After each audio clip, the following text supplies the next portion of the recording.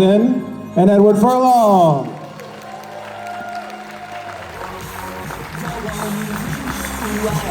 Secret, secret, I got a secret machine on my account. Secret, secret, I got a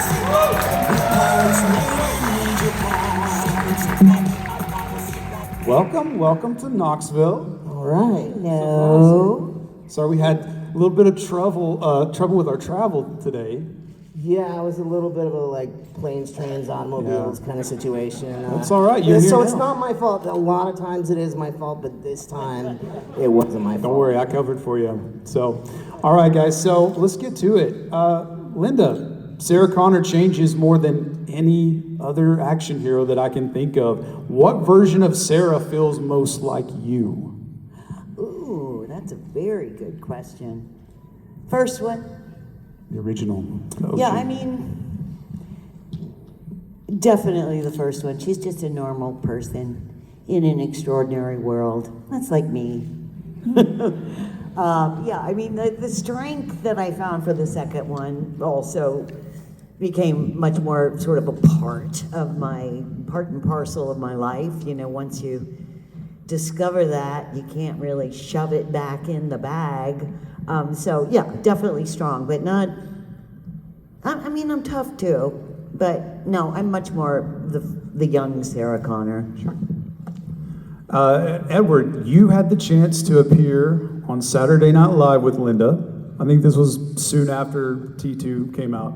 I would love to hear about the experience of being on Saturday Night Live through the lens of a young person. What do you remember about that? Probably one of the most frightening experiences I can ever remember. Honestly, I had no idea what I was getting myself into. And yeah, they just invited me for one skit. And it's, it's live. And, they give you like a script. I mean, especially like if, I didn't rehearse it or anything. So I just remember getting there and it's like realizing like, oh shit, this shit is live and it's happening and I don't really know my lines that well. I don't know anything. So I remember just being petrified. To be honest, I haven't even watched the skit because I was too scared to watch it. Because I was like having a panic attack while we were doing that, I think. I don't know if that came across on it. Did that come across or no? No, you were great. Oh, okay. Perfect. Yeah. Everybody, we are short on time, so I'm coming right out to you for questions. If you've got a question, throw your hand up. I'm going to get as many as I can. Okay, I'm going to start right here in the front. My question is about data centers.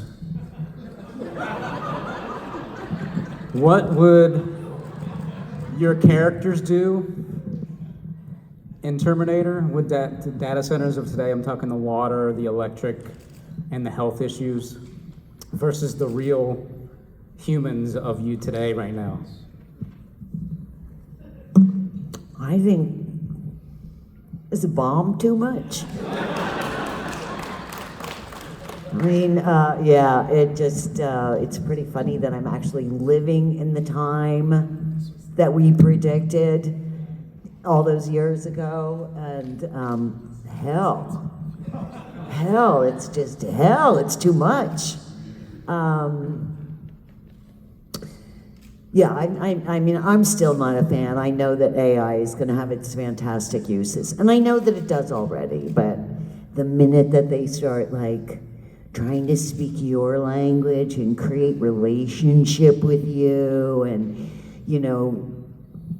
I have seen some things that, a girlfriend of mine passed along a big text thread that she had with her Claude or whoever, and she started it with, "This made me cry," and she then gives me this whole thread of text where Claude is like, "Trish, this is the deep and the hard part," and it was so weird, but it made her cry. So I don't know what world we're living in right now, but I'm not gonna have anything to do with it. Yeah, I guess it weirds me out, dude. I don't know. It is weird that the was kind of predicted in 1984, which is pretty wild. Yeah, I don't know, man. You know, honestly, I gotta say, I don't know enough to like. I'm fascinated by AI in a lot of ways because I think it could do a lot of amazing things, maybe. But at the same time, it's like really scary because you're seeing these like, you know, deep fakes and stuff, and they're really realistic, man. So it's like, I don't know, like you could. I don't know. It's kind of scary. You could like make people do anything probably with that stuff, you know, and. I guess, you know, they're using a lot of the like fresh water resources and stuff like that at the data centers and stuff, so I don't know. Was it Bezos that said that the water was like, we needed the water for like the AI more than people or something? I don't know. I'm paraphrasing, but He probably said that, something like right? that. Yeah, something weird like that, so I don't know. I would like to come back maybe just briefly in another 300 years and just see where it landed us, you know, and what the human condition is in another 300 years after we've let AI do everything for us. You know what I mean? I think it's amazing that the human brain can process and create and, you know, make these things a reality, but I'm not sure that we're doing the best for ourselves on some level. When you think about evolution, the survival of the strongest and the fittest, and here we are saying, you know, hey, turn on the lights, turn off the lights, tell me this, do that. Like, that is not what evolution works with, I gotta tell you. So we'll see. We'll see. You know what's one other thing too is like my kids like explaining to me like how much AI is being used in studying for school, stuff like that. So it's like, I don't know, it's like AI is doing, like no one does homework anymore, you know what I mean? It's just like, it's, you know, you just have it do it for you, which is.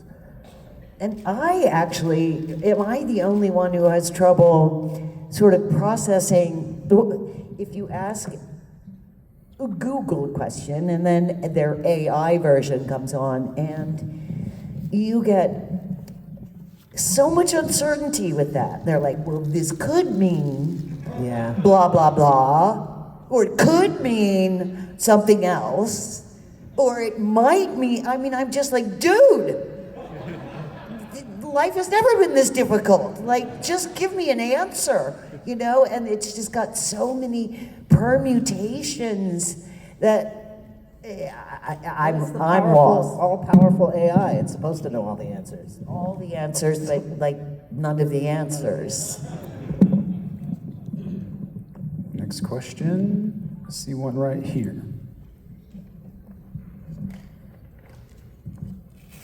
Yeah, to your comment about 300 years, I feel like Wall-E is a little too close to reality.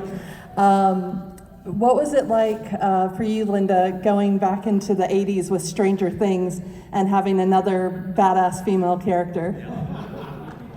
Yeah, she was mean, Dr. K. I thought it was fun. I was a fan of the show. So I never ever saw myself. I kind of didn't get the fact that they were hiring a lot of 80s, I hesitate to use the word icon, but, so I sort of didn't get the link at first, but, I was the one that was on set going, I was there in the 80s. They didn't wear that. The hair was bigger. There were shoulder pads. I was reliving the 80s as we did it. And God, my wig. That's all I'm saying. Right here. How was it like? Just forgot the question. Oh, I wanted to know. Robert Patrick recently came out with a story saying that when you were on the motorcycle, that was really him running and chasing you, and that he almost caught you. Is that true? Oh, he caught me on the motorcycle. Dude. Yeah, he had that run down, you know? It was pretty wild. I think it was like, I was pulling out of the parking lot, And, you know, I'm doing the thing, the camera's in front of me, and all of a sudden I feel a tap on my shoulder, and, you know, I guess in real life it'd be over at that point, so, yeah. But Robert did such an amazing job. I mean, like, the amount of physicality and everything that he put into that, you know, I've been lucky enough to come to these with him, and sometimes, you know, hearing his stories about how he, you know, learned how to shoot a gun without blinking, and just his run, and, you know, just the way, the amount of thought he put into that character is awesome. Like, he did such an amazing job. Next question's right over here. Hey, Linda, this is for you. How did you talk your sister, Leslie, to come in and double when she was in Terminator 2 with you? We had a script where there were two Sarah Connors on screen, and I'm not sure where the disconnect was. For them, we would have had to do it on blue screen, very costly, very time consuming, all of that. And I just looked at them and I said, "You know I have a twin. Why don't we try that?" And they were like, "Oh my God." So, you know, that's how it happened. I just was like, "Oh, why don't, you know, instead of doing the whole blue screen thing, why don't we try it with the sister?" And it was really funny doing, this scene didn't make it into the film, but there's a scene that was cut out where we're performing surgery on Arnold's head. I don't think that made it. Well, whatever. Yeah, and so she's on one side and I'm on the other side, and it's supposed to look like a mirror in between us while we just do the same thing. That allowed them to use Arnold's head and then move over to my sister's hands, the reflection in the mirror, and see the gaping hole in his head all in one shot. So that was pretty cool. I mean, that's like the classic actor's exercise when you start in an acting class. Who here has taken an acting class and done the mirror exercise? Where, you know, I mean, it's really meant to connect you to your acting partner or whatever, and you anticipate and do things. But I was laughing, going, this is just perfect. Like, it's her first acting, and she gets to do the mirror exercise with me. But it was good. I set it up well, and I told Jim Cameron that if he yelled at my sister, we were both leaving the film. So, you know, I made sure to protect her from any sort of, you know, behaviors that might come up, and it was fun, you know. Next question is right back here. First of all, thank you all for being here. We all really appreciate it. My question's for Edward. What was it like being a kid and working with Arnold? It was wild, man. I mean, dude, I had never done anything before. I hadn't even done a school play. I hadn't done anything. I was a huge fan of movies. I was a huge fan of Arnold's. I was a huge fan of Jim's, fan of Linda's. You know, I just, whatever. I was a big movie buff. I remember, I mean, you know, it's a while ago, but to me, like, Arnold was kind of like my first experience of seeing what, you know, an actor is. I mean, he's such a professional. You know what I mean? He was great to work with. You know, I had a wonderful experience. I was very. God, you know, I'm coming off the plane, so I'm bear with me. But you know, he put me back at first because I'm like, man, this is, you know, because he was bigger than life, you know, and he was such a huge star at that time. So that was sort of my first experience of having met someone like that. But very quickly that sort of faded away. I spent hours and hours with Arnold on the bike, and I think like the craziest thing for me was like with Linda, Arnold, and Jim, and, you know, Robert. It was like, I think it became like a family to me. You know, it's like when you're that young, 9 months of shooting is a long time.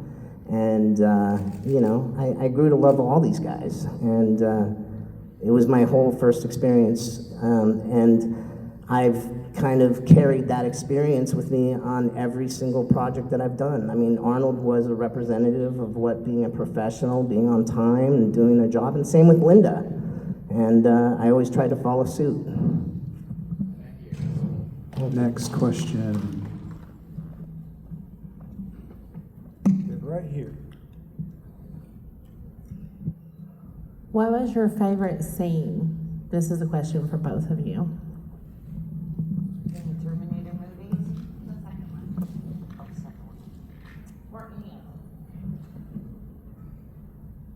It's hard for me to say favorite scene just because, first of all, it's a long time ago. And more of the experience of doing it. You know, because scenes take a long time to shoot. It's not, it's a really long, boring, arduous process, you know? I think the scene that sticks out to me the most is like literally, you know, it's funny, like my kid, he's 19, he'd never seen Terminator, and he actually wanted to watch it not that long ago. And I was like, all right, fuck it. I haven't seen it in a long time. And, you know, it kind of made me a little emotional because I saw this scene where it's like Arnold just punches the glass, you know, in the car. And I get in the car and I'm like, you know, I hold keys or something like that. And I was like, that was the first scene I ever shot in a movie, you know? And it really, it was kind of powerful to see that, you know? My son loved it. Oh yeah. He was like, he hasn't really watched much of my stuff, but he stopped it midway through. He's like, this movie's amazing. He's like, this movie's amazing. Yeah. So, it's cool. It's cool. And I'm not sure I have a favorite scene, which sounds like I'm just being lazy, but really, you're doing them, and every single one of them is your favorite at the moment. I mean, there are scenes that I loved that just became so difficult for one silly reason or another. You know, it wasn't even the scene, it was the scene when, when I'm trying, I guess, to get the last shot, but it wasn't the actual shotgun scene, it was after he has pierced my shoulder. Okay, and, but right before that, I'm trying to load the shotgun shell falls to the ground, and I'm trying to get it, but they've loaded up with my hands with blood, which are now mixing with my actual blood, because you're jamming those shotgun shells in, and there's just no way to not, like, get bloody thumbs. You're doing it so many times, and so I've got sticky blood, I've got my own blood. I drop the shell, but I have really hard time, like, getting it up and jamming it back in because it wants to stick to my finger or what.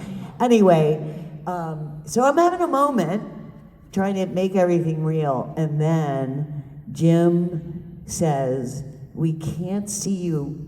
Can you swing your hair?" It absolutely broke me. Now I'm dealing with sticky and blood, and I have to go like this and come up and swing my hair the other way. It was literally, I finished that day and I collapsed in someone's arms, my wardrobe girl who had worked with me for years. I was like, and he wanted me to swing my hair. It was just like the thing that made it so difficult for me. And I got really edgy and pushy in that day, and this is the lovely finish. It tells you so much about Jim Cameron. And I don't get edgy, or, I mean, yeah, I'll get tensed with, like, the character or something, but I think I wasn't at my best, because it did end in tears. And I mean, you know, we got the scene, but like later that night, I went downstairs, they were watching dailies. I think we were staying at a hotel. Yeah, that was when we were at we we were not in LA, so we're staying in a hotel. They were watching dailies, and Jim came out, and I just said, dude, sorry, I really was having a moment, and I couldn't get the shells in because my hands are, I mean, you don't have time to talk to the director while you're shooting this stuff, do you know what I mean? He doesn't really care, he just wants it to work. And so I was explaining, sorry, I got tense and da-da-da, and the shells, and he looked at me and he said, a poor worker blames their tools. That's how forgiving that man was. Like, I came to him to apologize, and that is what he said to me. A poor worker blames their tools. I was like, all right, see ya. You know, no one gets a break. But, you know, so it was a really great scene. It's a great moment in the movie, but Jesus, to shoot it and to have to move my hair, you just never know what's gonna break you, you know? Dude, I gotta say too, a lot of my memories of us working on that movie is you having bloody hands and like having to always put them under water so it wasn't sticky. Yeah, because like, it just yeah. stops Dude, you from and this being able stuff to is do like- anything. It's like putting maple syrup on you, dude, and everything, like hair, everything just sticks to you when there's like this fake blood on you. So having it on your hands, trying to smoke a cigarette, trying to do anything is a nightmare. You know, so and she spent a lot of the movie with bloody hands. I think. Blood. Yeah. So. Sadly, we only have time for one more question. It's gonna go right over here. Hi guys. My question is, outside of Terminator, do you have any favorite roles besides John and Sarah Connor, of course?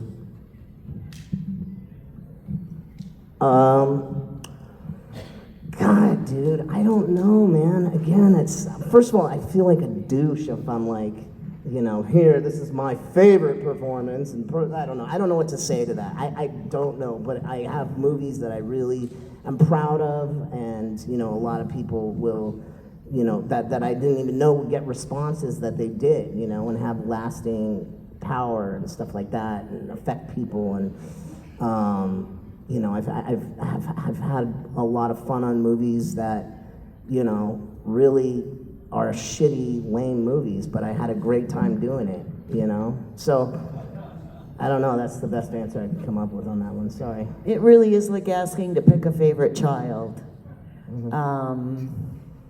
Because even the worst movies, as Eddie said, will have some moments of glory, or just they're so bad that you know you're gonna have the best stories for the rest of your life about how, you know, insane this thing was. I did a movie called A Mother's Prayer. No one's seen it. It was for, I don't even remember. It was a cable movie, USA Network, I think, many, many years ago. And for some reason, I mean, I've done a lot of, you know, very moving stories, you know, playing women, mothers of children dying, you know, I mean, deep work. But this one was the mother who herself had AIDS. It was a true story. And she had AIDS, and she rehomed her child before she died because she didn't want him to go into the system.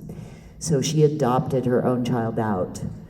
And I turned it down the first time, and I think I did it right after the first year of Beauty and the Beast, and I was just tired. You do a series, you're working 15 hours a day, every day of the week, for 9 months. I was tired, and I was just like, I don't see like doing that over my break, you know? But then I think there was a strike or something, and months later, or weeks and weeks later, I just thought, I feel a little more rested. Let's see about if that part's still available, and it was, and it was just an amazing experience. Sometimes everything comes together. The child who played my son was so amazing and such a gift to work with, and we just had this shorthand after a few weeks where we could just look at each other and start sobbing. Do you know, there was such a connection.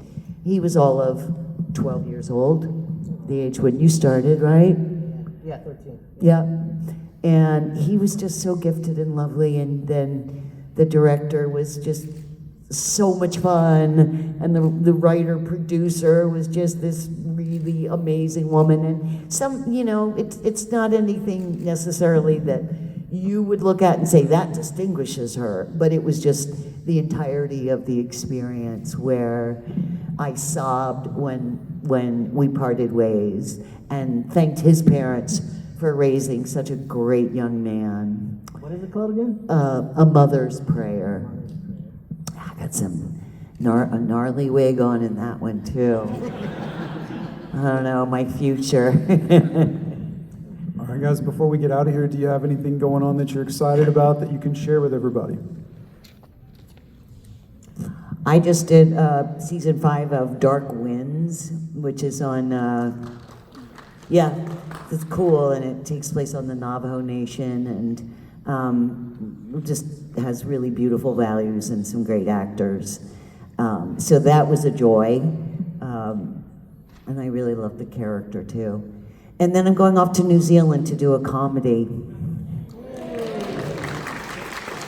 which is really cute, and it's also in New Zealand, so I'm very happy. I think I'm gonna become a street performer now. I don't know. I have no idea. I got a couple things that I'm working on that are, you know, always kind of like in the pot stewing, and, you know, maybe gonna get financing, and then, I don't know, man. This business is really weird, but, you know, yes. Especially these days, Especially man. these days. Yeah, it's like we get, you know, I get a movie and it's like awesome, and then it's gonna happen, and then it just kind of does whatever. But I am working on some things, but I don't want to jinx them, so I'm just gonna leave it at that. But you know, I love coming here, seeing you guys. It's always fun to see Linda too, and yeah. So in the meantime, I'm doing that, I guess. Guys, thank you so much for being here. Linda Hamilton and Edward Furlong, everybody. So much. I'm sorry we didn't have more time, but as Eddie says, it's not his fault.